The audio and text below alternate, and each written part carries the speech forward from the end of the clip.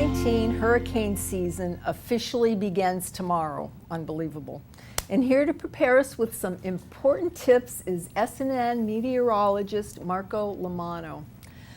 It's just unbelievable that it's here again. Didn't we just finish it? I know, boy, that went by awful fast. Yeah. So I know you just got a new update. What is NOAA's outlook for this year's hurricane season, Marco? Well, this one, it's interesting. I almost feel like it's a wash in this sense.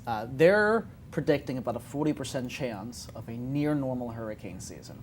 What's near normal? So near normal for them would be around 9 to 15 named storms, which is still a lot of storms. Yeah. Like a normal season will have some. Yeah. There's also a 30% chance of a below average season and a 30% chance of an above average season.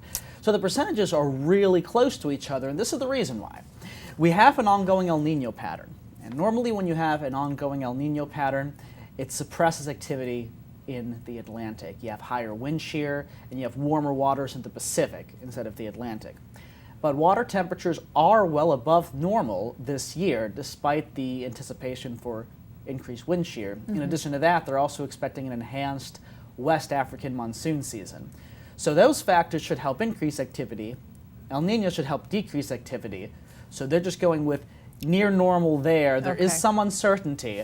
And that's why they say, look, if it's a normal season, you're getting a lot of storms, regardless. There you go. There's also something called, and I always have to have a paper with it because it's always something I get tongue-tied on. It's called the Atlantic Multi-Decadal Oscillation.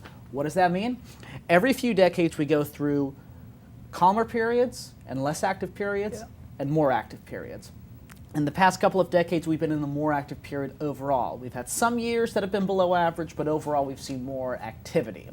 Now, definitely when you have warmer waters in the Atlantic, you're prone to get more intense hurricanes. Michael, for example, last year, which we'll probably talk about a little later, but you know, when you have that kind of intense, or you have those kind of warm waters, you have waters that can supercharge these smaller hurricanes. Mm-hmm. And so that's something we'll be looking at, especially in the Gulf, throughout the hurricane season. Okay. How does this compare with previous forecasts that we've been given? Well, in 2016, they had said that the outlook would be difficult to create overall, but they did predict a near normal season at that time. That was 2016. In 2016. Okay. And I bring that up because it was the first above active season we had had since 2012. 2012 gave us Sandy, 13, 14, 15 were below average.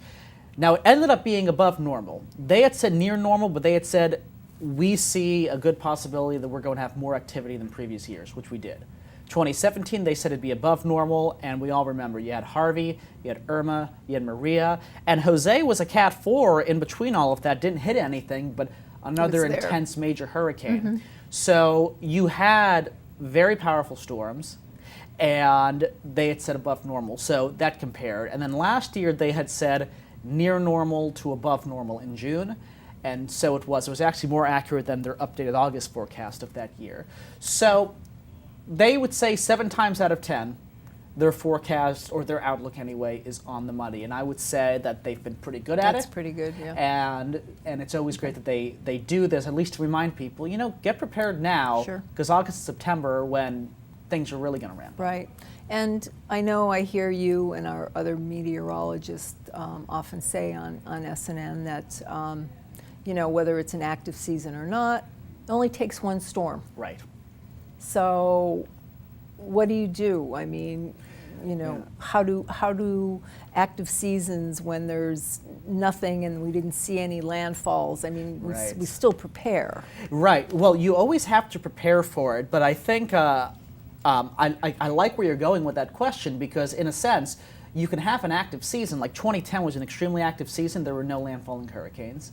2012, nothing made landfall in Florida, but we do remember Hurricane Sandy. Yeah.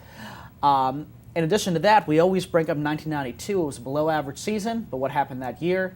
You had Hurricane Andrew. And Hurricane Andrew was one of only 4 Cat 5 hurricanes in recorded history that made landfall in the U.S., the others being Camille, Michael just last year, and an unnamed Labor Day hurricane back in 1935, which made landfall in Florida. Okay, now when you know, when we say it only takes one storm, what do you do personally to prepare Well, I remember actually 2 years ago with Irma, I had, about a week in advance, since we saw the possibility that it could make landfall, I sent out a picture to all my friends on Facebook and also my professional pages. I'd said, I'm getting the basics right now, folks, and I'd gotten a few gallons of water, I think maybe half a dozen or so canned soups, and I'd gotten basics like that because I wanted to make sure I at least had that as a foundation. Yep. And so if it looked likelier, then later that week, which I ended up doing, Right. I would get more and I would add Sure, to that. sure. Definitely, I know we were living in the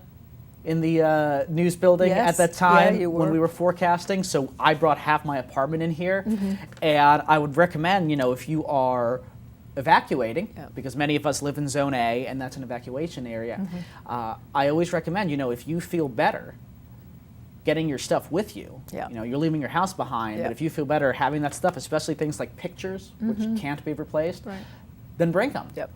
Because that's what I did. I thought, if there's not an apartment when I come back, Yep. at least I have this. Yes. Right? And I brought my pet too, because I never ever leave, Fluffy or Right. Spike. And you have to think home. about their food or medications. I mean, all of these things that it's like, don't put it off. I mean, just have them ahead. Some of the things personally I thought of was get an extra cooler. Yep. Maybe put an extra bag of ice in your refrigerator, your freezer, so if you need to, and have something you can cook on, a grill or something with charcoal. So, Propane and all. Yep. We had tortellini soup when Hurricane Francis hit many years ago, so there you go. Yep, there you go. You got to be ready. Thank you for coming on. I appreciate it, Marco. You're welcome. After the break, we hear about some exciting events to look forward to this weekend.